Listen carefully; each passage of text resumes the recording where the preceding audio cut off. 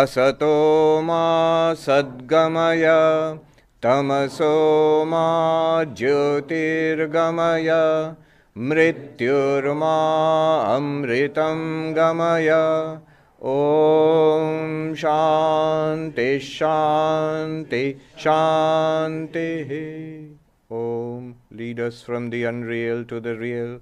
Lead us from darkness unto light. Lead us from death to immortality. Om. Peace, peace, peace.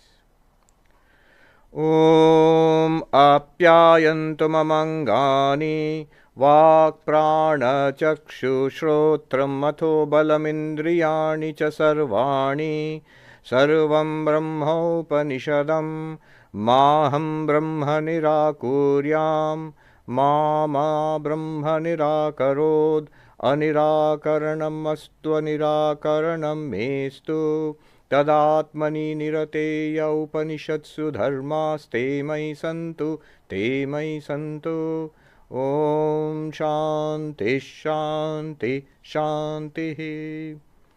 May my limbs, speech, vital force, eyes, ears, as also strength, and all the organs become well developed. Everything is the Brahman revealed in the Upanishads. May I not deny Brahman. May not Brahman deny me. Let there be no spurning of me by Brahman. Let there be no rejection of Brahman by me.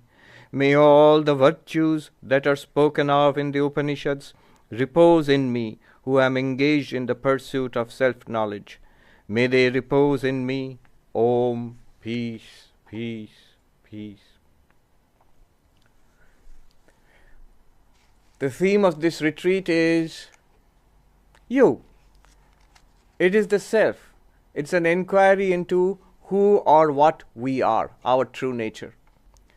Vedanta tells us, Upanishads, Vedanta tells us that we are deeply mistaken in error of our true nature. And what this true nature is, that is the subject of inquiry here. In fact, the subject is the subject of inquiry here. And we are promised that if we follow through with this inquiry, if we come to the conclusion of this inquiry, the results are great. This very Upanishad will tell us. Tremendous is the result of those who attain to this knowledge in this very life. And those who do not attain to this knowledge in this life, great is the loss, tremendous is the loss. It's in this very Upanishad, which we will see. The Upanishad which I am going to use as a basis for this retreat, just a part of it. It is the Kena Upanishad. A very ancient and very remarkable Upanishad. It's a very fun Upanishad also. It's full of paradoxical language, twists, dramatic twists and turns, and amazing insights at almost every mantra, every verse of the Upanishads. It takes its name from the first word, Kena. In Sanskrit, it means by what or by whom or by what. So it starts with that. I will start with the question. These Upanishads are often, almost always, in the form of questions and answers. It's somebody who has an inquiry, a question, and the teaching is in the form of an answer. It's in the form of a dialogue between the teacher and the taught, between the guru and the disciple, master and the student. We don't know who the guru is here, we don't know who the student is, but clearly there is a student and a teacher. And the student starts with a question. And we will appreciate the question first. It's a remarkable question. And very interesting because it's about the most interesting subject in the universe for us. I, me, myself. So, here goes. Here is the first mantra, which is the question, the student's question. Om Keneshitam patati preshitam mana Kena prana prathama praiti yuktaha Keneshitam vachamimam vadanti Chakshu shrotram kaudeva yunakti. I'm using this book by Swami Gambhiranandaji, who was the 11th president of our order, a tremendous scholar of Vedanta, and the translation of the authoritative texts into English, very precise and clear translations. So I'm using the translation by Gambhiranandaji. What is this question? Willed by whom does this mind get directed towards its object? This is a sort of fancy way of thinking, of saying, how am I thinking? This experience of thinking. We are thinking of stuff. How am I thinking? Being directed by whom does the vital force which precedes all proceed towards its work? Basically prana. Prana means the vital forces keeping this body alive. So what is behind the prana? What is at the source of this life force? By whom is this speech willed that people utter? When I'm speaking, we are all speaking. How is this happening? Who is the effulgent being who directs the eyes and the ears? I'm seeing, I'm hearing. How is this happening? So let us first appreciate the question. The Upanishads all start with these profound questions. The Katha Upanishad starts with the question of the little boy Nachiketa to the Lord of Death, the King of Death. What is death? What happens after death? Old question. The Mundaka Upanishad starts with the question, Sir, what is that by knowing which everything is known? Chandogya Upanishad starts with this question also. In the 6th chapter of Chandogya Upanishad, the student Shvetaketu is asked by his father, did you learn that by knowing which everything is known? And this Upanishad starts with the question, how do I think? What is this thinking? Thinking, willing, feeling, imagining, remembering, all our Am I audible to you at the back? Yeah. No? You are? Okay. Our internal life, emotions, memory, desire, likes and dislikes, understanding, all of this, how is it happening? Our sensory life, I'm seeing, I'm hearing, smelling, tasting, touching, all the 5 senses, when they're operating, these experiences, sensory experiences, how is it happening?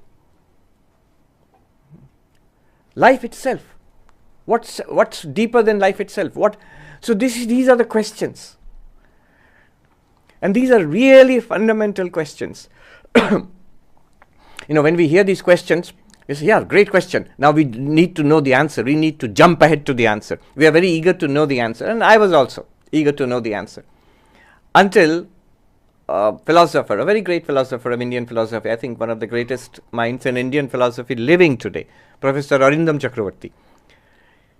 He said to me once, Maharaj, stay with the question. Before you eagerly jump forward to the answer, stay with the question. Appreciate the question. Let the question soak into you. Let it become our question. Let us understand and, savor the question in all its implications, in all its dimensions. Often I have seen, as I started doing that, and after studying Vedanta also, when you go back to the question from which the Upanishad started, when you go back to the question from which Vedanta started, after having studied Vedanta, practiced it years and years, you begin to see the answer was already there in the question, in a seed form. It's just developed in the text later. The questions are amazing. So let's stay with this question for a moment. This question is about consciousness. Now, notice what this question does. First, it directs our attention back to ourselves. You're seeing, right? Yeah, I'm seeing. You're hearing, right? Yes, I'm hearing. Pay attention to this seeing. Which seeing? Any seeing. This one right now. Pay attention to this hearing. What's going on here? What does it feel like? This seeing, this hearing. Savor it. And then very quickly we notice many things about it. One thing we notice is seeing is very different from hearing. You see, it's seeing. See what it feels like to see. Close your eyes and listen. So different from seeing. And we breathe in and breathe out the prana. So different from seeing and hearing. And then we go into our inner life, a thought, ABCD, 1, 2, 3, 4, I am Sarva Priyananda, whatever this inner life is, thoughts, memories. That's so different from our sensory experiences. And yet, by now we will be noticing there is something common to all of it. There is one thing common to all of it. Call it what you will: awareness, consciousness, self, I. After all, I am seeing, I am hearing, I am thinking, I am remembering, I am enjoying, I am suffering. So this one thing common to all of it, this awareness, this consciousness, the question is about that. Notice, the question is not really about our eyes. If you go to a medical college library, and you will find shelves and shelves of books, entire departments on ophthalmology, the eyes. It's not an ophthalmology question. How do the eyes function? What are the constituents of the eyes? What are the diseases of the eyes? No, that's not the question. It's not a question about the ear. What's the specialization? Ear, nose, throat. Yes. You will find books and books about it. Degrees in medicine and doctorates and PhDs are about it. It's a huge specialty.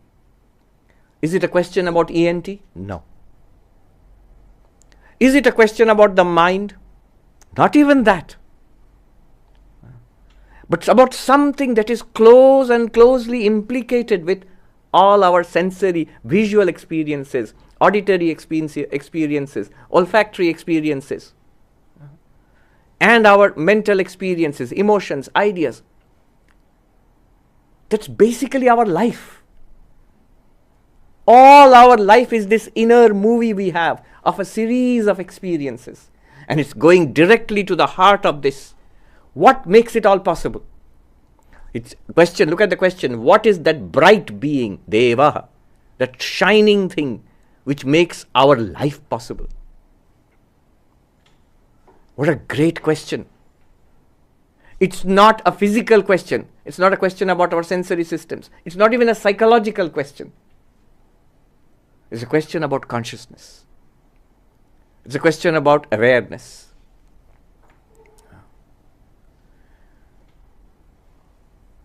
It's a very sophisticated question.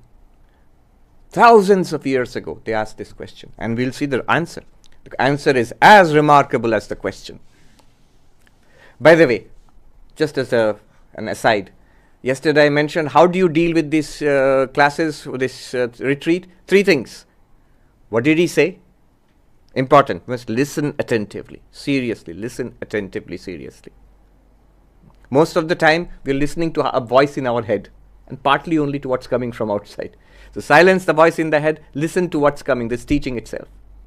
Then second, we must also engage with the teaching.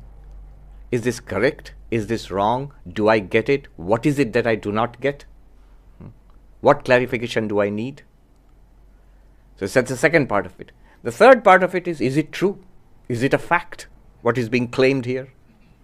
So in this first session, it's about the first 2, the hearing and the reasoning. I will talk about the teaching here. And then you must engage with it. We must ask questions. There will be time for questions. The afternoon session will be the third part of it. Making it true. Making it living. In the Vedantic terms, this first session is heavy on Shravana Manana, hearing and reasoning. I will talk, you will talk. We will argue. We will reason it out. We'll come to some grasp of what is being said here. But the afternoon session is heavy on the non-dual meditation. I like to call it, I found a term somewhere, experiential knowledge. I like that term. Because when you say knowledge, it sounds theoretical. Something you learn in a classroom, you learn in a book, you learn in an encyclopedia somewhere. And experience sounds like this, what we are experiencing right now, what we are feeling. But experiential knowledge, you put them together. The knowledge we are speaking about is already experiential. It's already there. What we are talking about, consciousness is already there. Awareness is already there. We are being, our attention, the knowledge is just drawing our attention to something which is already existing. That's why we call it experiential knowledge. And it will be a meditation on this experiential knowledge in the afternoon session. So this is what is ahead of us. Of course, even there also, after that session, there will be, at the end, there will be question answers again. It's a big subject today. Consciousness studies. We are lucky to live in a world at a time when there is renewed interest. Consciousness has always been of interest to human beings throughout it. Of course it is of interest. It's so close to us. It's our very real nature. But now there's renewed interest, maybe for multiple reasons, in the last 20 to 30 years. Christoph Koch, who is the chief scientist of the Paul Allen Brain, but now he's in some other post now, in America. He said that when I entered into consciousness studies at the beginning of my career as a neuroscientist, I was told that it's a career killer. It will never go anywhere, you will ruin your career. But luckily today it's a booming field, it's a cutting edge. One reason might be the development of very powerful imaging technologies. So the brain imaging is now at a much more sophisticated and subtle level than it used to be earlier. There's some things called functional fMRI, functional MRI basically. So you can get very close scans of the brain, the living brain in action. Then another reason might be the development of intelligent machines, computers, the internet, and now artificial intelligence. So again we have got a renewed question now. What does it mean to be human? And therefore what does it mean to be conscious or aware? Yeah. So these are some reasons. In philosophy, David Chalmers came up with the term hard problem of consciousness. Scientists expected, because the paradigm is everything is matter, everything is energy. Everything is space, time, matter, energy. So consciousness also must be somehow matter. And it seemed quite obvious that consciousness is the brain activity produces consciousness. But strangely enough, we have run into serious problems. Vedanta would say not strangely, very expected. Brain activity is not consciousness. It's implicated in conscious experience, but it does not produce consciousness. Consciousness cannot be reduced to brain activity. That's the new edge, the frontier of brain science, consciousness studies. Consciousness studies is a booming field now. So the question has been with us for a long time, from the Upanishadic times, and we are asking this question once again now. I was reading Oxford University Press. You can Google it, not now, later. 5 great unsolved questions in philosophy. 5 great unsolved questions in philosophy. Most questions in philosophy are unsolved, by the way. It is just a way of boosting their, book sales. But if you look at what they have, Oxford University Press, what they have selected as the 5 great unsolved questions in philosophy. Just look at these questions. You will see 4 out of 5 are directly related to consciousness. Philosophy covers everything. God, reality, world, everything is covered there. Logic in philosophy. But why? In philosophy, 4 out of 5 of the greatest questions they could think about are about consciousness. What are those questions? According to them, first question, is there free will? Free will and consciousness are very closely connected. The mystery of free will, that's one big question. Second, knowledge. How is knowledge possible? Can we know anything at all? The problem of skepticism and knowledge. That's the second question. Third, who am I? That's literally their language. Oxford University Press. Who am I? What is the self? Fourth, what is death? Not in a physical sense. Physical sense, doctors will tell you. Lawyers will tell you. What is death? Physical death. But what is death to the self? You, I. As this conscious being, what will be death for us? Mystery of death for consciousness. Fourth question. And the fifth question was not directly related to consciousness, about justice, about global justice and so. But 4 out of 5 questions are related to consciousness studies in the greatest questions in philosophy. So as that philosopher said, stay with the question. See how brilliant the question is, how deep the question is, how eternal the question is. This is somebody on the banks of Ganga or Saraswati in the river in India 3,000 to 4,000 years ago. It's a student asking the teacher. Unimaginable distance, oceans of time and oceans of space, far, far away. But it's a question which is relevant to us here. We're sitting in Germany in the 21st century, and we are all interested in this question. So he's asking a question which is absolutely at the core of our being. What am I? And is directing our experience not in a theoretical way, in a very visceral, living way. See, you are seeing. See, you are hearing. We are tasting, touching, smelling. You're breathing in and out. You're thinking. You're speaking. I say, so what? What is all this? Not at the physiological level. Not at the sensory level. Not at the psychological level. Even deeper than all of that. At the level of experience, of consciousness, of awareness. What is it? And he gives a beautiful name to it. Devaha, shining being. Often in the Upanishads, the analogy of light is used. What is light? In the Vedantic or Upanishadic view, light is that which removes darkness. So the world is enveloped, the room is enveloped in darkness. You switch on the light and the room is revealed. So this is the light for the room. But the light for this light is your own eyes. Why? Because if your eyes are closed, this will not be revealed. When you open your eyes, this light is revealed. So the light for this light. Otherwise, if you close your eyes, even this light will be hidden in darkness. So your eye is the light for this light.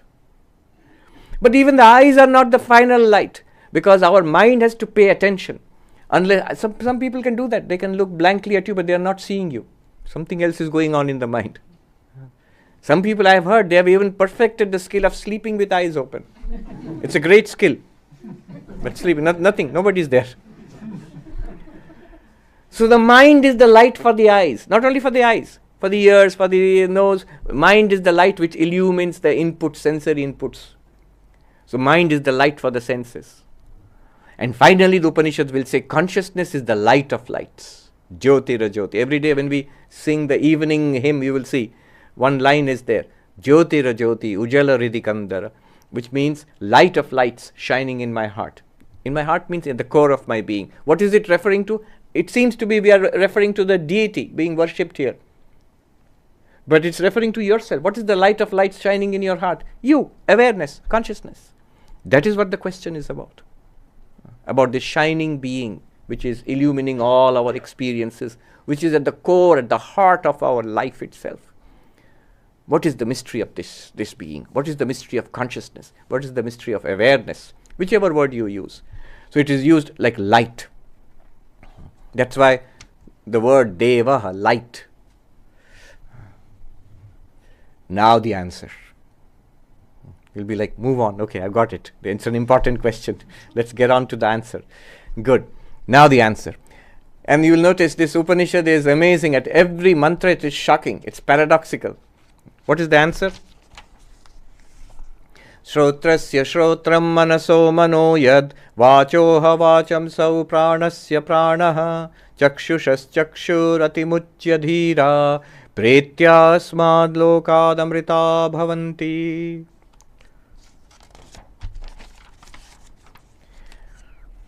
Since it is the ear of the ear, the mind of the mind, the speech of the speech, the life of the life, and the eye of the eye, therefore intelligent men, after giving up self-identification with the senses and renouncing this world, become immortal.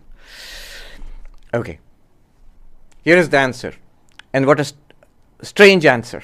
It's a remarkable question. The answer is even more remarkable. You want to know how you are hearing, these ears, how do you hear? Well, it is because of the ear of the ear. How are you thinking? Yes, I want to know that. It is because of the mind of the mind.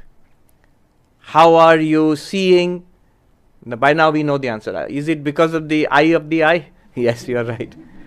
How am I speaking? Is it because of the tongue of the tongue? Yes, speech of the speech? Yes, because of that. Is it because, how is the life functioning? Because of the life of the life. Now this kind of language. And not only that, before we can understand what's going on here, he hits us with something interesting. He says, if you realize this, if you ascertain what this is, if you can find this out, then you overcome death. You attain to immortality. You go beyond suffering. you attain to limitless fulfillment, you attain to the goal of life. If you can find out what this is, what we are talking about here. The result is mentioned. The teaching is given. The method is given, that you have to ascertain this, you have to find this out. That's the method. And the result of this inquiry is also given in this one answer, one sentence. The rest of the Upanishad and the rest of Vedanta is trying to understand and explain this sentence. Remarkable. But first of all, let's see the teaching itself. If the question is, what is consciousness? A more detailed question. How do I see, hear, smell, taste, touch, or how am I getting these various experiences? Well, the answer should be consciousness. Why didn't he just say so? It is consciousness. There are many words for it in Sanskrit. Directly you could have said, why this kind of elliptical speech? Coming at it sort of indirectly, in a circular fashion, eye of the eye, ear of the ear, mind of the mind, speech of the speech, tongue of the tongue, whatever. Why? There is a reason which will become more and more clear as we go on. But now let us see the unique features of the answer. When the teacher uses the term ear of the ear, eye of the eye, mind of the mind, notice three features of this answer. One feature is, when the question was, how am I hearing, this experience of hearing? The answer was not because of the ears. It is because of the ear of the ear. Therefore, indicating what you are asking is not the physical ears. The answer does not lie in the physical eyes. It does not lie in the physiological prana, life. It does not even lie in the psychological mind. It's not a physiological thing they're talking about, not a physical thing, not a physiological thing, not a psychological thing. To distinguish this, what we are talking about, to distinguish consciousness from body, senses, mind. Already a remarkable, just think about it, how dramatic this is. Where is the whole consciousness study stuck today? What's the cutting edge question today in consciousness studies? How can the brain produce consciousness? Already I said it's not the brain. It's not the body. It's not the ear, not the eyes, it's not the body, it's not the brain. They did not know too much about the brain, but in principle they knew it can't be matter. In philosophy classes, old joke, mind, matter. What is mind? No matter. What is matter? Never mind. But beyond mind and matter, is saying there is something beyond mind and matter, and which is not something esoteric. That's much closer home, what we are. It's neither matter nor mind. So, it's saying this consciousness we are talking about, it's not the body. That means it's not the brain or the nervous system. It's not even sensory activity. It's not visual activity, not auditory activity, not even that. Already a dramatic thing has been said here. This reducibility of consciousness to the brain, this is the cutting edge of the debate today. Everywhere, if you Google it, hard problem of consciousness, various answers are there. Integrated information theory, Tonini, and many others. Anyway, stuff I was going to say, but it's secret, so I can't say now. I'll tell you in a few months' time. So there are these, public and not so public discussions going on at high-level groups, and I'm just happy to say the cutting-edge physicists in the world, cutting-edge psychologists in the world, and philosophers, including Vedanta, Buddhism, trying to understand what is consciousness. So this is the first thing. Consciousness is not reducible to the brain. The first claim. It's not reducible to the brain. Consciousness is not reducible to sensory activity. Consciousness is not reducible to mind. In fact, in Vedanta, a simple criterion for understanding what is consciousness and what is not consciousness, very simple analytical knife, is that if in our own experience if in our own experience we can label something as this, then it's an object, it's not consciousness. This glass here, since I say this, then this is not consciousness, it's an object presented to consciousness. And when I make a sound, this sound, the sound itself is an object presented to consciousness. The body, can I say this body? Yes. In that case, the body itself is an object presented to consciousness. The breath, can I say this breath? Yes. After all, that's the whole basis, the anchor of mindfulness meditation. Breathing in, I'm aware, I'm breathing out. Breathing out, I'm aware, I'm breathing out. If Vedanta will say, you are aware of the breath? Yes.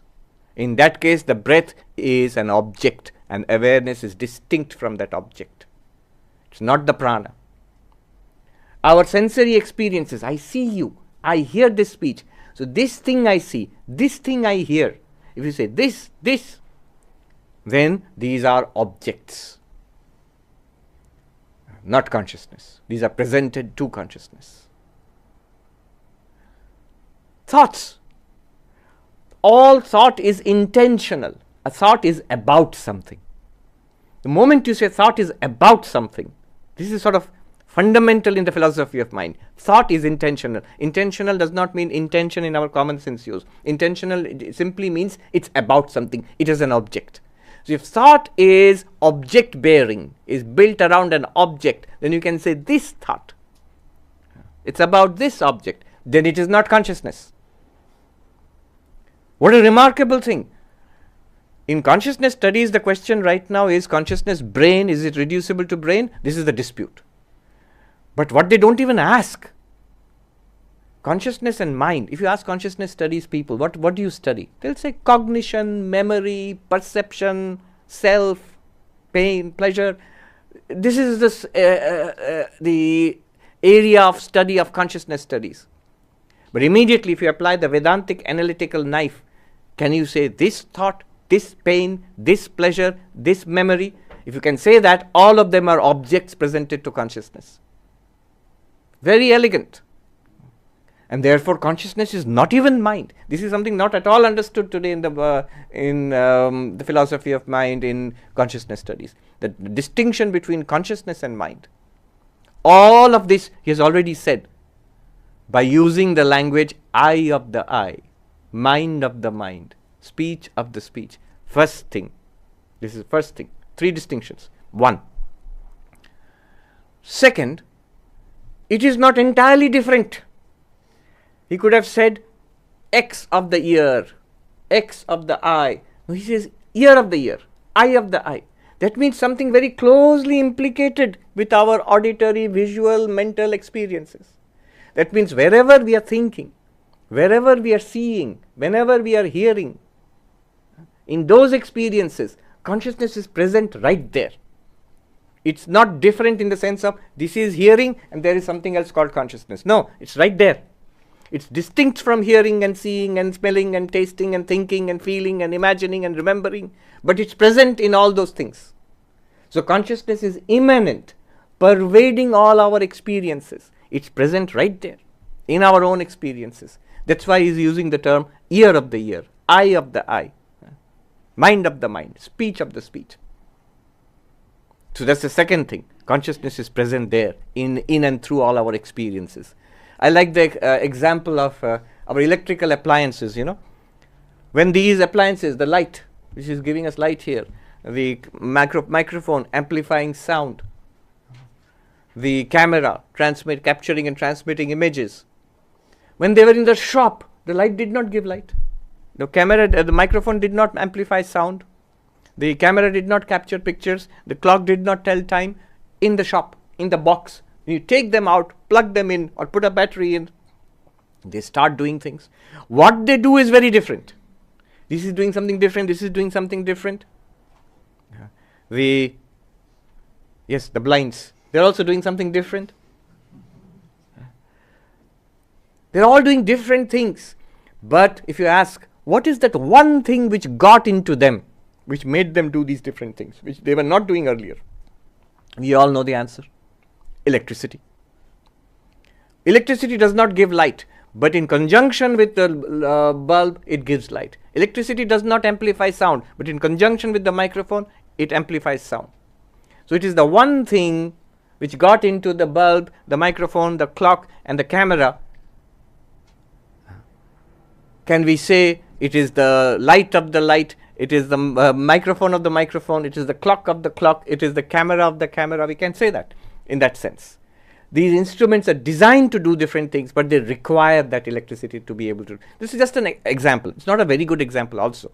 There is something more to it in consciousness and all our sensory experiences. So that's the second thing.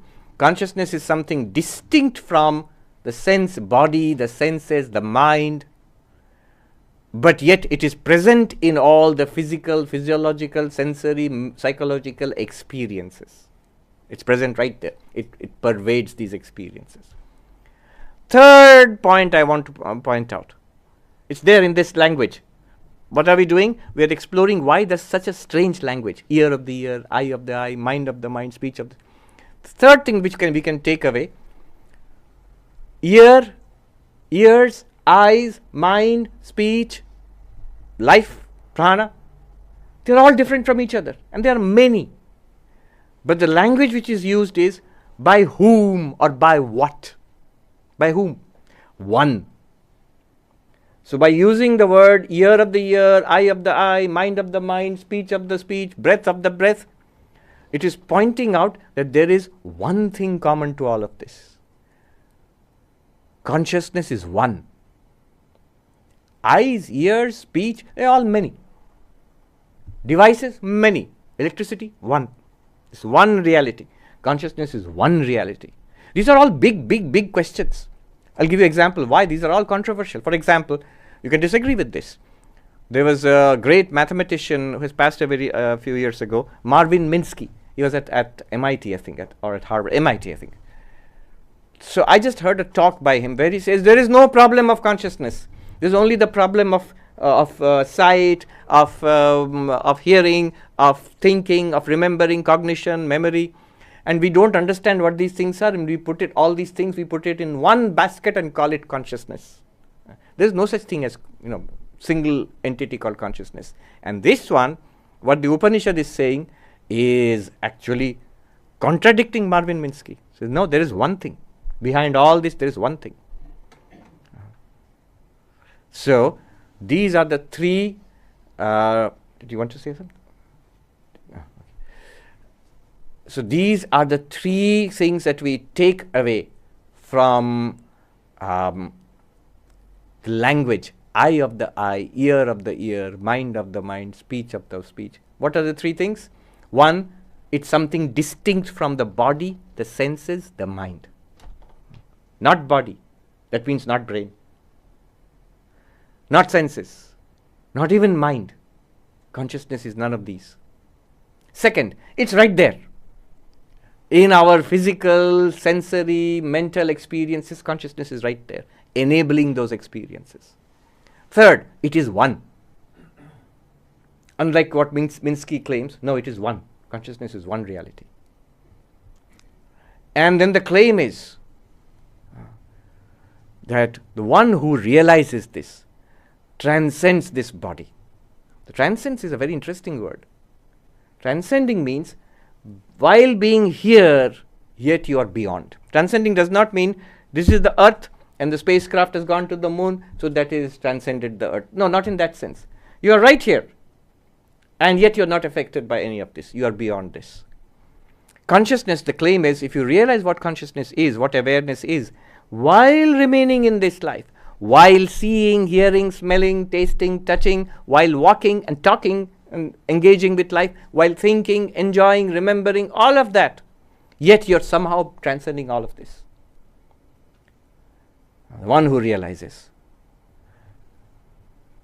And then what will be the result? The result will be that twofold result is given. Atimuchya dhira pretya asmad lokad amrita bhavanti. While being here in this life, one is free of body-mind, in the sense that you are no longer affected by the ups and downs of life. You are freed while living. This is later Vedanta invented a term for it.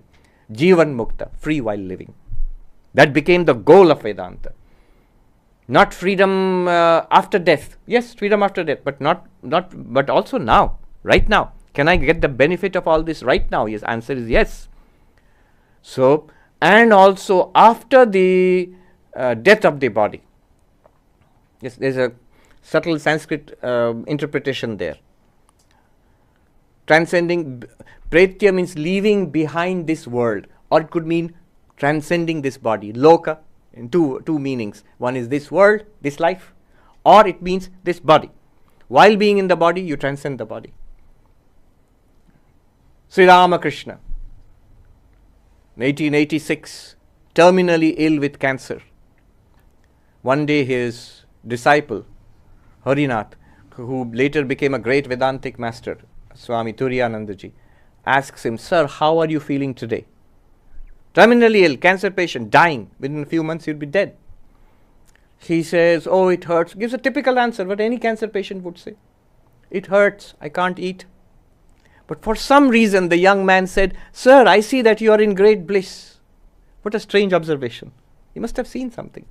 But the strangest of all is the response from Sri Ramakrishna. He laughed and he said, "Oh, the rascal has found me out." The rascal has found me out. You fellow, you have understood. You have seen through me. Now, what does that mean? Is he not experiencing pain? Yes, he is, like any other cancer patient. And yet there is something deeper than that which enables him to transcend that pain. That he can say that I am fulfilled at joy and in peace right here in this body dying of cancer. In this body when I'm experiencing pain and great discomfort. I'm still fine, absolutely fine. That's the distinction between, say, an ordinary terminally ill cancer patient and an enlightened person. The free while living. What is this free while living? It enables us to transcend the conditions of this body-mind while being in this body-mind. And then also, after the death of this body, one attains to bodiless liberation. So these are two terms used in Vedanta. Jivan Mukti, Videha Mukti. Jivan Mukti, free while living. Videha Mukti, freedom after, the final liberation after death. From the perspective of the enlightened one, no difference. I am limitless awareness, free here, free then. How? Just by noticing what you are. That's all, that's all. Just by noticing and appreciating what you are. Of course, we'll put a fine print. And the Upanishad also has cleverly put in one word, Dhira. Who? Me. Well, there's a word used, Dhira, the heroic ones, the patient ones, the qualified ones. And here, of course, I have to mention my duty as a teacher, that there's a list of qualifications. If you hear this, you will feel depressed. Who is fit to study and get the benefits of this Vedanta? We signed up for the retreat, so we are fit. In one sense, yes. But fit means, in the sense, if you do study this, if you do make this inquiry, will you get the benefit, promised benefit? For that, certain qualifications are required. And the qualifications are, I'll just run through the list. Viveka, the discernment between the eternal and the non-eternal. This clarity that there is some eternal reality. And you might say, yeah, okay, I agree, I have it. All right, if you think so. And then, next, Vairagya, a tremendous dispassion for worldliness.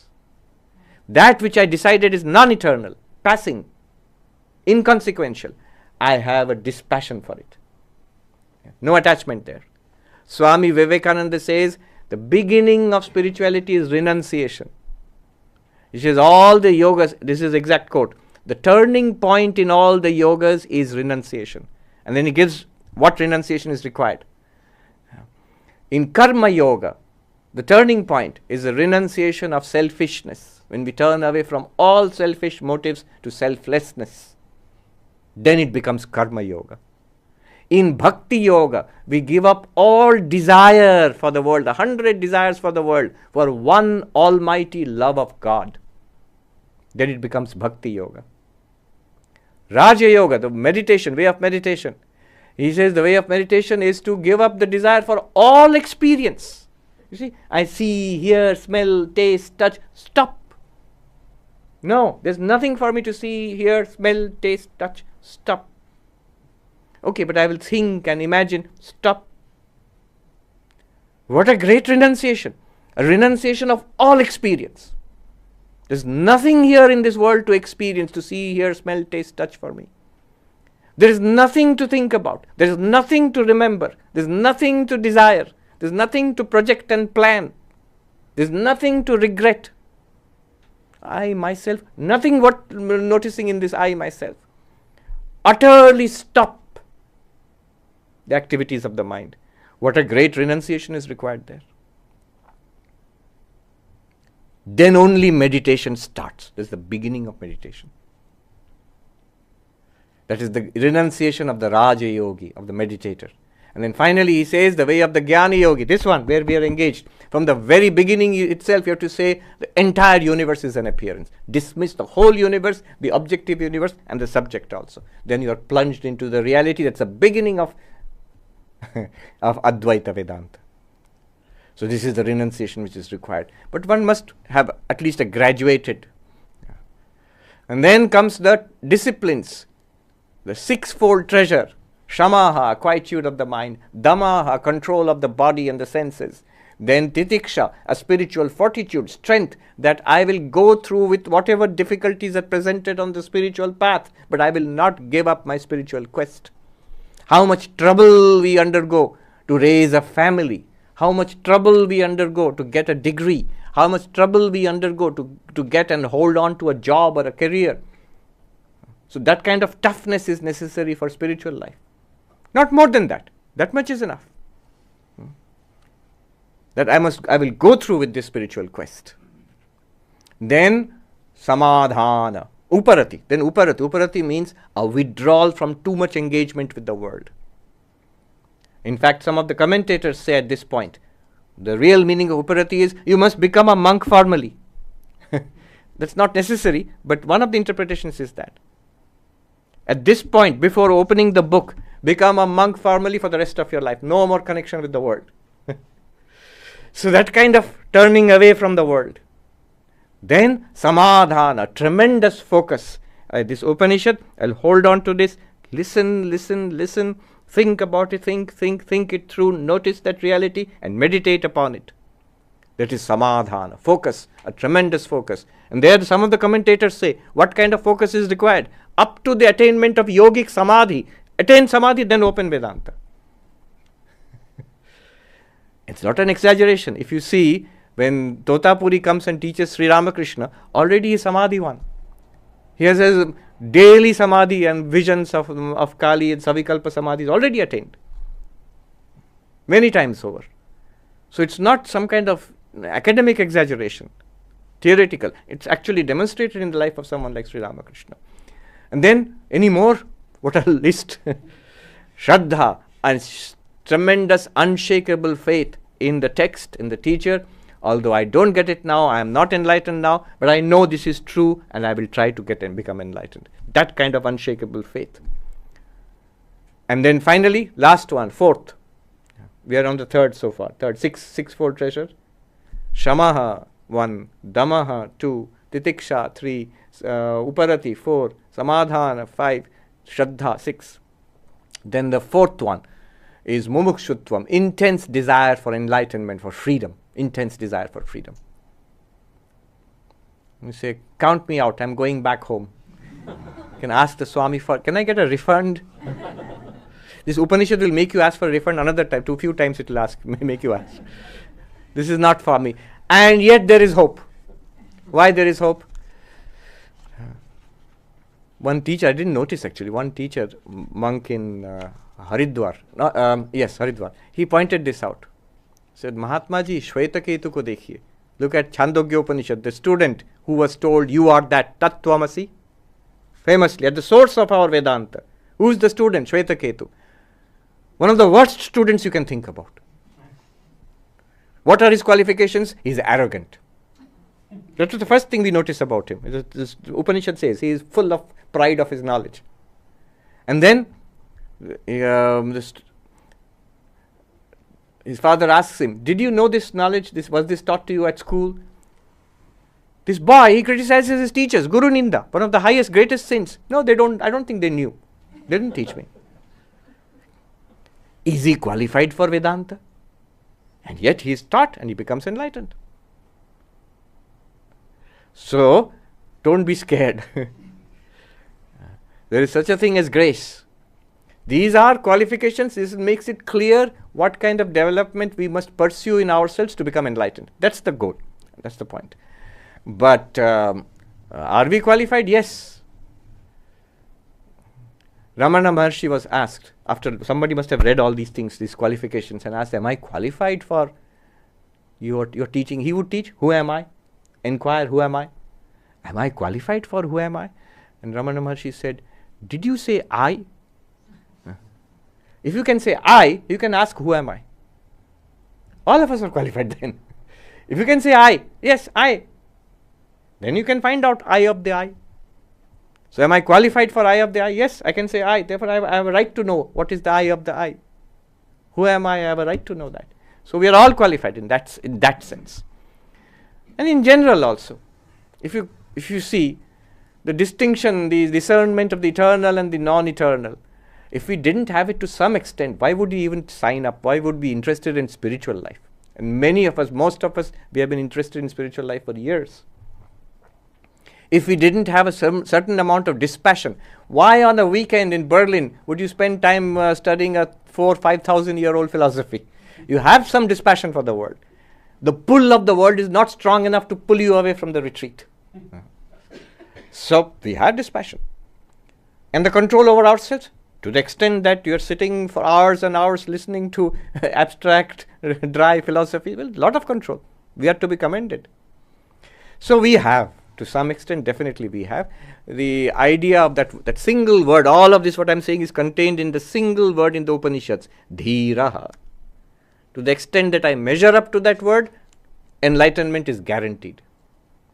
One Swami, one master said, if we have those qualifications and you come to Vedanta, enlightenment is guaranteed. If we do not have those sufficient amount of those qualifications and we come to Vedanta, we will leave after feeling that I learnt a nice philosophy. Are you enlightened? No, I don't think so. So either way. So Dhiraha, who is qualified? What is the result? Freedom from all suffering, attainment of fulfillment, right here, right now. And after death, the bodiless liberation. That is the result. What is the teaching? Find out that. Eye of the eye, ear of the ear. So now we say, good, sign me up. I am ready to find out the eye of the eye, ear of the ear. Please go on, teach me. Upanishad, very shocking. He'll give another thunderbolt next mantra. We are ready. Yes, master, please teach me the eye of the eye, ear of the ear, nose of the nose, mind of the mind, speech of the speech. Please teach me. The master says, Na tatra chakshur gacchati na vag gacchati no manaha na vidmo na vijanimo yateitad anushishyad. Says, please teach me, master. I can't. What? Why can't you teach me? You know, right? You are enlightened. You know. I don't know. Na vidmaha. We don't know. You don't know what you're talking about? No. We will see in the Upanishad later on. In fact, that is the right answer. But at first it seems shocking. Why did you advertise that we are going to teach you eye of the eye? You say you don't know the eye of the eye? No, we don't. Na vidmaha. Anybody else in the Berlin area who knows? Can we go there? Na vijanimo yateitad anushishyat. We don't know of anybody else also. Any other school, any other lineage who can teach you this. But give me the technique, I will try it out myself. Yateitad anushishyat. How it is to be taught, what is the procedure to follow, that also we don't know. Why not? This is very disappointing. He says, Na tatra chakshur gacchati na vag gacchati no manaha. He says, it is not something that you can find with your senses. You can't see. It literally means the eyes do not go there. The speech does not objectify it. The mind cannot think about it. Therefore, we don't know. So when he says the eyes do not objectify it, what it means is it's not available for sensory experience. That eye of the eye, it cannot be seen by the eyes, it cannot be heard by the ears, it cannot be smelled by the nose, it cannot be tasted by the tongue, it cannot be touched by the skin. Can I attain it by doing something? Navag gacchati. Speech cannot express. Speech stands for all the motor organs. You can't walk to it. Can I go on a pilgrimage and to attain to the ultimate reality, consciousness, eye of the eye? No. Can I catch hold of it? Catch hold of it. I remember one monk, brahmachari, novice was there years ago. Very intense, very intense. He had a frown on his face all day long. I'm sure he had a frown on his face when he was sleeping also. And he would never smile. And he would rush around. He had no time to waste. Even while eating, he was memorizing the Gita or something. So once he went to wash, I saw after food he was going and washing his dish there. The way he was doing it intensely, opening the tap. And then the Swami, who's the head of our ashram, he was saying, look, the way he is doing it, he's going to grasp Brahman. You're going to catch hold of Brahman. The way he's catching hold of the tap. Can I do that? No. Can I catch hold of Brahman? No. Can I walk to Brahman? No. Can it be expressed by speech? You're talking. This is speech, right? Upanishad is speech, so it can be expressed, right? Just tell me. Words cannot express it. Why? See, all of these things are very deep. Why words can't express it? Then how are you talking about it? The whole philosophy of language comes in there. What can language do? What language cannot do? Why it cannot refer to consciousness? And then further, how is the Vedanta talking about it then? What are the strategies of getting around this obstacle? So many interesting things are there here. If you want, in the question answer, we can talk about it. But we must stick to our our focus. Like the student is very focused. I want to become enlightened. We'll keep the philosophy for later on. You sure you can't teach me? No. Nobody else? No. Give me the method? No. He's hopeless. And then the teacher comes. See, the Upanishad is dramatic. Then the next mantra, the teacher says, wait a minute. There is a way. I knew it. Tell me the way. He says, Anyadeva tad viditadatho aviditadadhi iti shushruma purvesham yenastadvyachachakshire. That Brahman is surely different from the known, and again it is above the unknown. Such was the utterance we heard from the ancient teachers who explained it to us. There is a way. And this way has been transmitted down the lineage of teachers. Who is saying this? 3,000 to 4,000 years ago. He says the ancient teachers have taught us. So the knowledge far precedes this teacher. It's been taught from teacher to student. I can transmit it to you. Let's see if it works. I will tell you and watch you carefully, enlightened or not enlightened. What is the chain reaction, chemical reaction taking place? So what is that teaching? As has been taught by the lineage of teachers. He takes no credit for it. Unlike modern teachers, it is my realization. I have come to it. Nobody ever thought of it earlier. Absolutely novel. From the Vedantic perspective, the moment you make, they don't realize, the moment you make such claims, absolutely novel. Nobody thought of it earlier. The Vedantic response will be absolutely useless.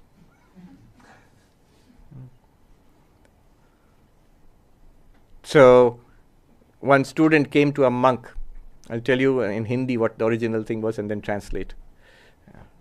He came to a monk and he said, I was a student of this master who has taught me stuff which is not there in your Vedanta or the Vedas, any ancient traditions, all absolutely new.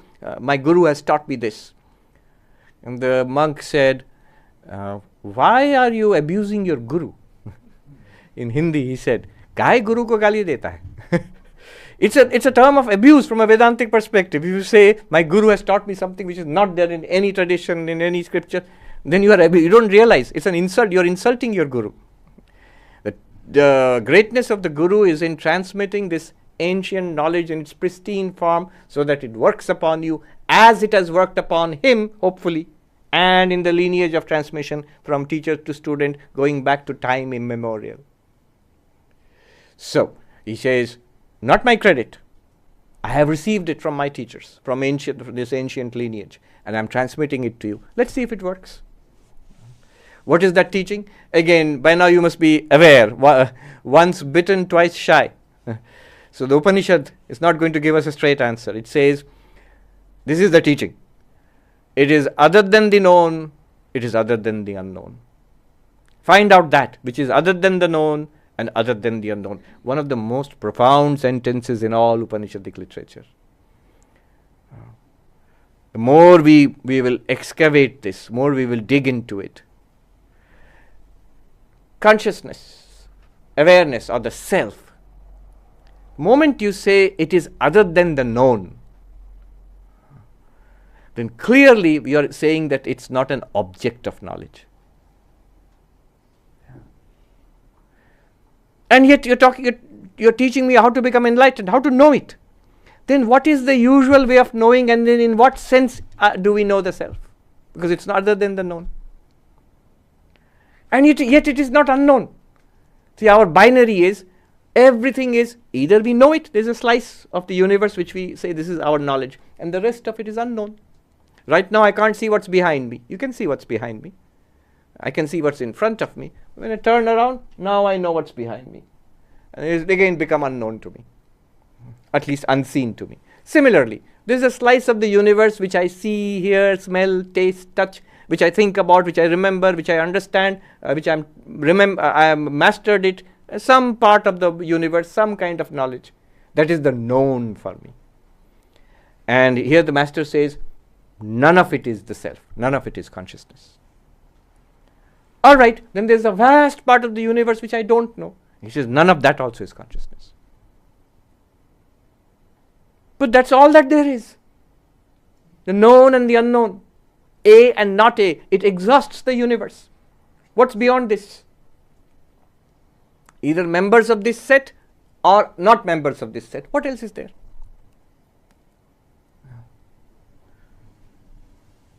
Here it is. So one might think that, so does it not exist? Self-consciousness? Is it not real? Does it not exist? And yet it does. Because the one thing that we can be sure of is that I exist. Descartes' great discovery, right here. Descartes.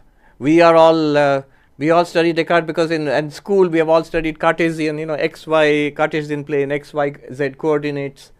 But besides being a mathematician, he was a great philosopher.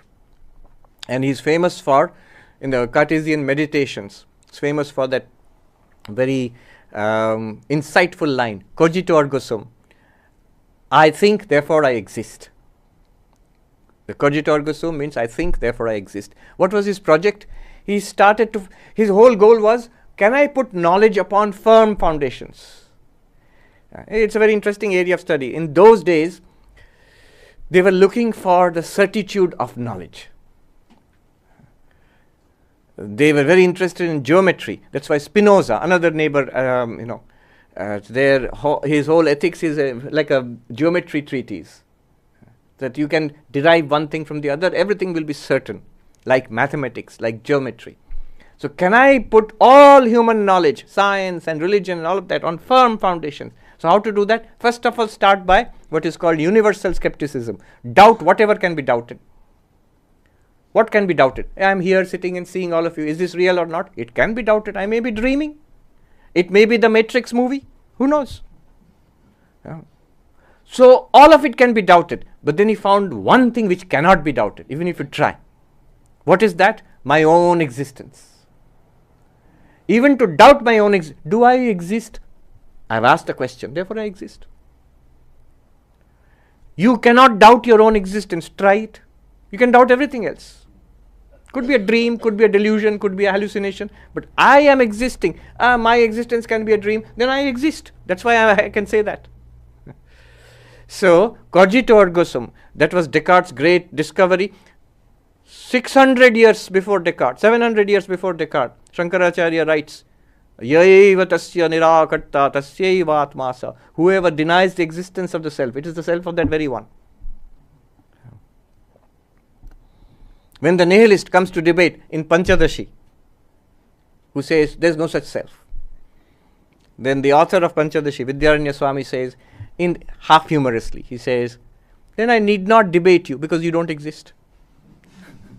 You say self does not exist, so you don't exist. Why should I debate an opponent who doesn't exist? Anyway, this is sort of half humorously. You cannot ultimately deny the existence of the self. You can doubt the existence of God.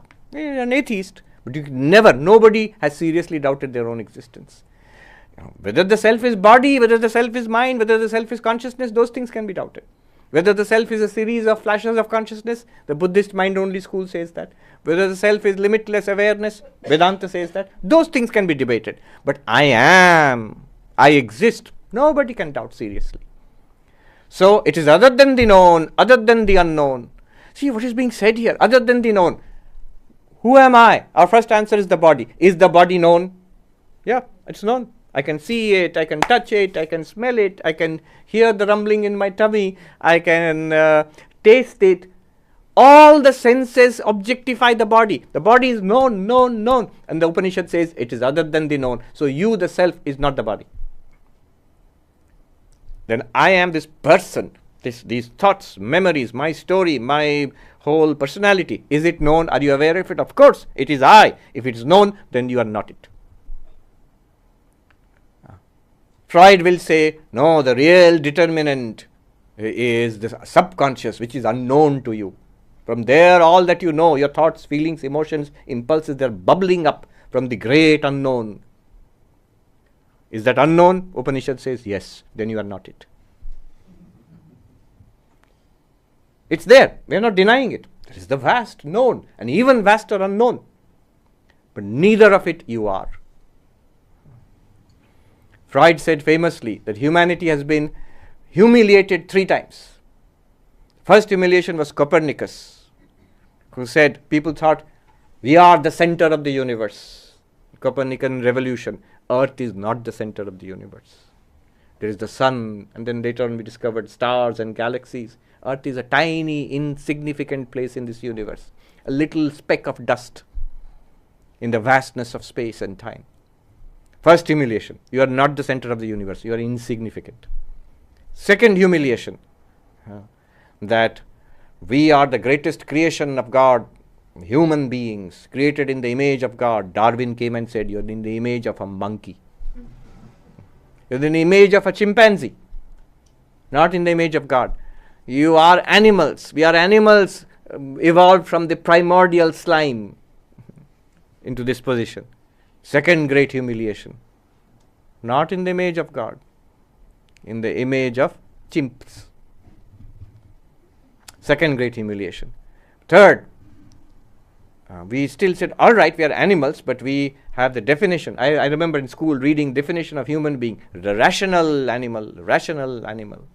We are rational animal. Everybody, all other animals are irrational. Freud said, I came and showed you, your rationality is like the scum on the surface of a lake. Deep underneath is a whole ocean of irrationality. Impulses, instincts, anger, lust, greed, regrets, guilt, perversions, steaming in the darkness below. So-called rationality is just the tip of the iceberg. Not at all rational. So 3 great humiliations. Unknown, our real nature lies in the unknown. Upanishad says, no. Is it unknown? Yes. Then it's not your real nature. It's neither the known nor the unknown. But you are there. What is the known? Body is the known. You are not the body. Breath is the known. Prana, you are not the breath. Because it is known. Mind is the known. Thoughts, emotions, desires, personality. You are not it. Beyond mind, beyond intellect, the blankness, the depths of not our conscious life, that blankness, that depth, deep sleep, or the Freudian subconscious, if you will, the great unknown, that also you are not. Yet you are. When you say you are other than the known, other than the unknown, later in Vedanta you will see Pancha Kosha Viveka, the method of the 5 layers of the human personality. Physical, physiological, psychological, intellectual, and the depths of the unknown. All of them you are not. The waking, the dreaming, the deep sleep, all of them you are not. They are all known or unknown. Then what are you? You are. There is only one thing which is neither the known nor the unknown. Think about it. It is the self. It is you. It is to you that something is known, and it is to you the rest is unknown. But what is it about myself which is other than the known, other than the unknown? What I think about myself, I will use this knife, known and unknown, to cut away in my understanding, analyze my own existence. Am I a physical being, biological being? Am I a psychological being? What am I? I'll find all of that is known or unknown. Then the only thing you are left with is you are, you exist.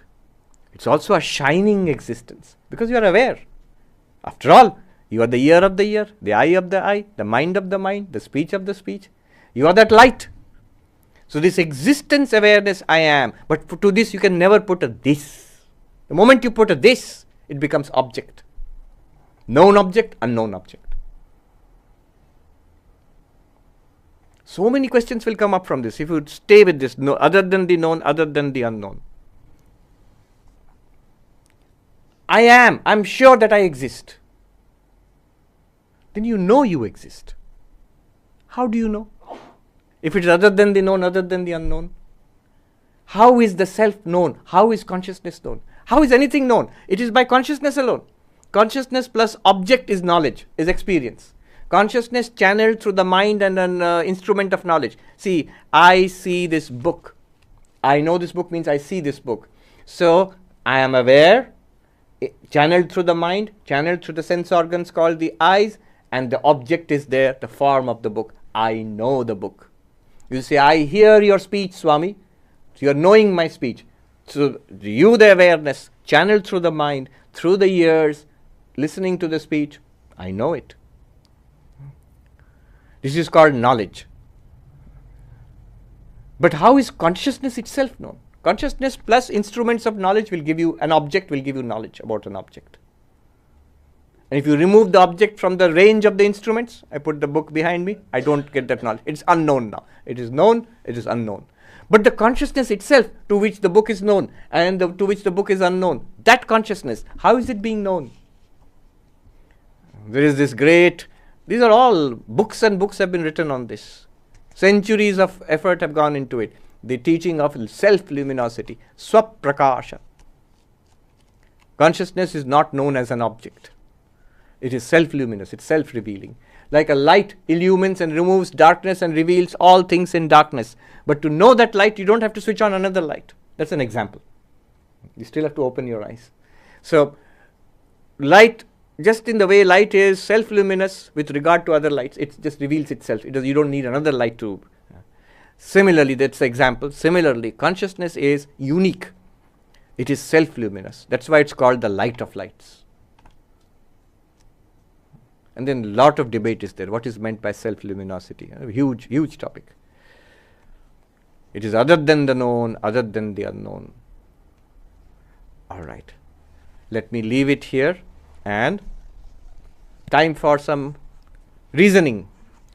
A little bit of hearing has been done. The core teachings have been heard. Now some reasoning, questions, objections, observations. Raise your hand. How will you do? You'll send the microphone. You have to aggressively raise your hand. Yes. So he will come to you with the microphone. You have to make yourself seen. Pranam. Not unknown. Pranam Swamiji, Rajarshi here. Yes. So this statement that it is other than the known and other than the unknown, and the statement that it is common to both known and unknown, Yes. are they equivalent or like? And the other part of the question is that where lies the known and the unknown? What makes, what enables knowledge? Yes. So what enables knowledge? I just spoke about it. Consciousness enables knowledge. That's why it was called. What is knowledge? Seeing, hearing, smelling, tasting, touching, thinking, understanding, remembering. All these are experiences. What enables these experiences? Consciousness. That's why it's called eye of the eye, ear of the ear.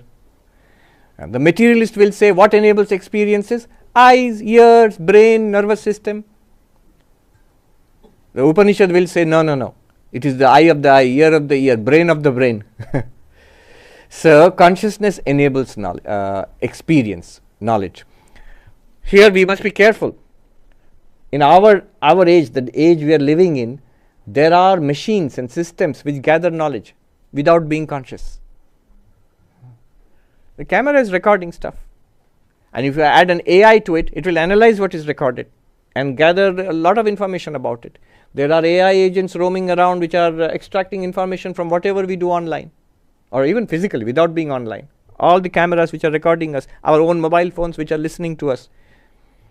Isn't that knowledge? Yes, it's certainly knowledge. It's big knowledge. It's what is called big data. So it is big knowledge. Companies are paying billions of dollars for that data. But that knowledge, we are distinguishing, Upanishad distinguishes it from seeing, hearing, smelling, tasting, touching. There is one thing that distinguishes. That kind of knowledge. In one sense, you can say the camera is seeing, the microphone is hearing, your phone is seeing and hearing, yet there is something lacking there. That bright being which is talked about here, which gives us the experience of seeing, hearing, smelling, tasting, touching, enjoying, suffering, that is not there in the camera, in the microphone, in the phone, in the AI, it's not there. Is AI conscious? Can AI be conscious? Big question now. That's why you see why consciousness studies has become a hot subject these days.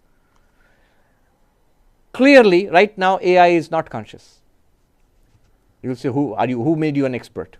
The Americans will say, who died and made you king of AI? No, I don't know anything about AI. But you ask the experts themselves, have you programmed your AI to be conscious? If you see how they program the AI, I was taken to labs, robotics labs, AI, where AI work is going on. It's so painstaking, so hard. It takes so many grad students, so many PhD students, so many scholars, professors, and multi-billion-dollar labs where these machines and AIs are trained. So if you ask a question there, how much of this effort are you putting into making this robot or this AI conscious? You know what the answer will be? Zero. Zero. Some of the students and professors may be interested in marginally what is consciousness. But if you see the actual work that is going on the ground, none of it has any connection with consciousness. But it has connection with seeing, hearing, smelling, tasting, touching. In fact, I went to a lab when this work is going on, cutting edge lab in the United States.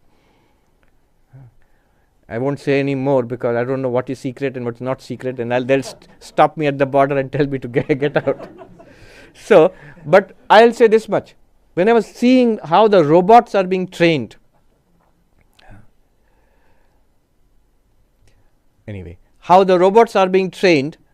what struck me was when I was seeing how the robots are, they're being trained to recognize an environment, to deal with an environment, and AI, they are all AI boosted. What struck me was, Kene shitam patati preshitam mana, kena prana pratama preti yukta, kene shitam vacham imam vadanti, chakshu shrotram kaudeva yunakti. The question which the student asked 4,000 years ago, that becomes even more sharp now. Here are machines and AI agents which are replicating, duplicating, mimicking human activity, and not child's play. In fact, they're very serious. It's a multi-billion dollar defense. Okay, I let out the secret anyway. And business and academic effort. Yet, at no point is that shining being being invoked anywhere there. Which was so stunning for me to see that our latest developments in technology are reaffirming this question, that this distinction between consciousness and all these activities. So right now our technology is mimicking algorithms, replicating all this seeing, hearing, smelling, tasting, touching, thinking, speaking, all of these are being replicated very nicely by AI and all these machines, except one thing. Consciousness. How strange. Not only it is not being replicated, you ask those people, the most brilliant minds working in AI, about consciousness in AI, they will say, we have no idea what you're talking about. We know what is consciousness because we are conscious. But what exactly is it operationally defined? We have no idea. We have no idea where to begin also. They are demonstrating you can have, for practical purposes, seeing, hearing, smelling, tasting, touching, even cognizing, without consciousness. But then you will not have the experience of those things. After all, if you go to a tap and put your hand under in the airport, water will come out. We go near the door, door will open. So the senses can do that. Is there any consciousness behind it? No. That light is lacking there. What is this? So the teacher's answer, 3 points, it is distinct from the ear, and eyes and mind. That is being validated by our latest technology. Otherwise, I would use the contrary idea that suppose not only AI could do all that, AI also became conscious. Then we could have said, yeah, see, that these are all processes which are replicable. Therefore, the brain is what the brain is doing. We are doing on a hardware, physical hardware on a silicon substrate. What your brain is doing on a carbon substrate, we are doing it on a silicon substrate. Now it is explained. But the fact that we can replicate everything, something as intimate as seeing, as touching, as talking, interacting with human beings. They showed me a AI dog which played and danced with students. It's open, it's not secret. It's Boston Dynamics sells it for $250,000. It's $250,000 dog. It can do all that without being conscious. That means consciousness is distinct from all of this. It already validates the first part of that insight. I will leave it at that. Common to both known and unknown, right? It is that to which things are known and that to which things are unknown. Yeah.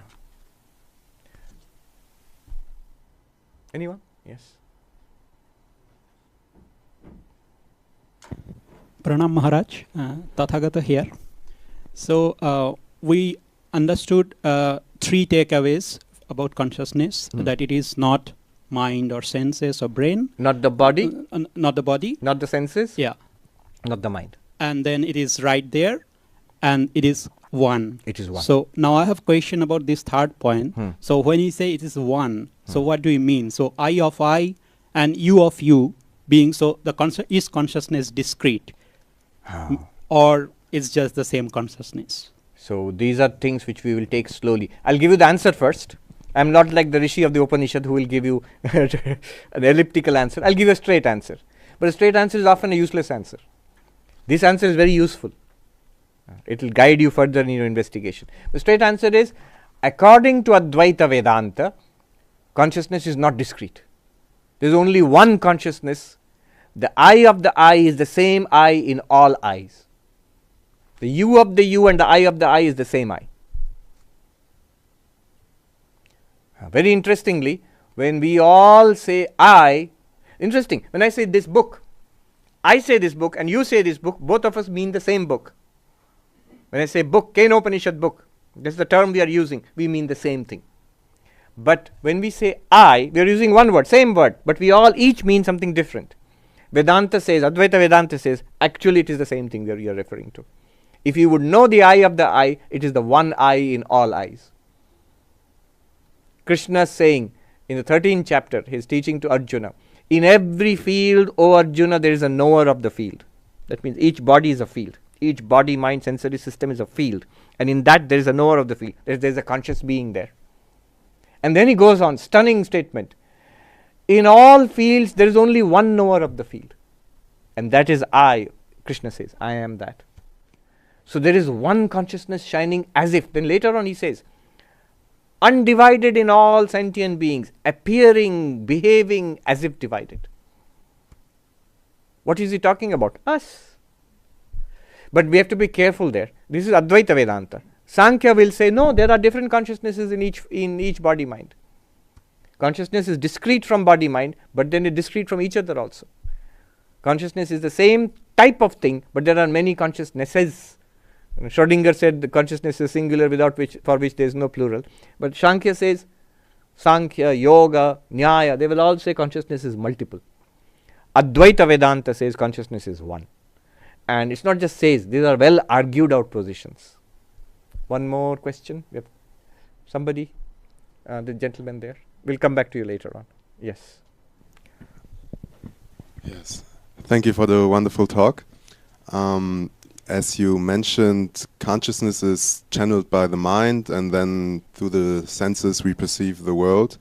Yet consciousness is self-luminous, so would that mean that consciousness is eventually the channel and the reflection, and basically the whole process is just consciousness doing it by itself?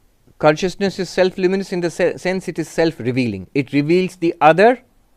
You can't have any experience without consciousness. So that's the meaning of luminosity. Luminosity is that which removes darkness, which reveals. And for experiencing consciousness, you don't need another consciousness. Consciousness reveals itself and reveals the universe. So look at what's going on here. It is consciousness functioning through the senses and the mind, which is revealing this universe to me. But in the process, consciousness is manifesting itself as the revealer. Imagine, I like the example of a comet at night. A comet's blazing tail at night. Have you seen pictures? Or I've seen actual comets also in the night sky. You can see, going through space, racing through space. When it comes into our solar system at a certain position, the tail of the comet is lit up by sunlight. Now, it's not that the comet has a light of its own. It's being lit up by the sunlight which already existed in that space through which the comet is traveling. But when the comet was not there, that space looked black. When the comet traveled through it, it lights up the comet. Now, what does the light do for the comet, and what does the comet do for the light? The light reveals the comet, illumines the comet. You can see at night the comet and the tail of the comet. Brilliant display. But what does the comet do for the light? It reflects, it manifests. What was there, light was there already before the comet, but it looked dark because there was nothing to reflect it. It becomes obvious now that the comet makes the light obvious. Our experiences make consciousness obvious. Our experiences, objects manifest consciousness. Both the known and the unknown. The known manifests consciousness as I know this conscious experience. The unknown manifests consciousness as I don't know that. But consciousness is manifested in both cases. The object, known and unknown, manifests consciousness, and consciousness illumines the object. When it does so through instruments of knowledge, we say we know the object. When it does so as an absence of knowledge, we say we don't know the object. But in both cases, we are conscious. Consciousness illumines the object manifests consciousness. Now, what you're asking was different. Is the mind, the brain, the object, are they all in consciousness? That will be the ultimate position of Advaita Vedanta, but we'll go there later on. All right, let's bring this to a close. The next session will be a very different kind of session. Om Shanti Shanti Shanti Hari Om Tat Sat Shri Ram Krishna Arpanamastu.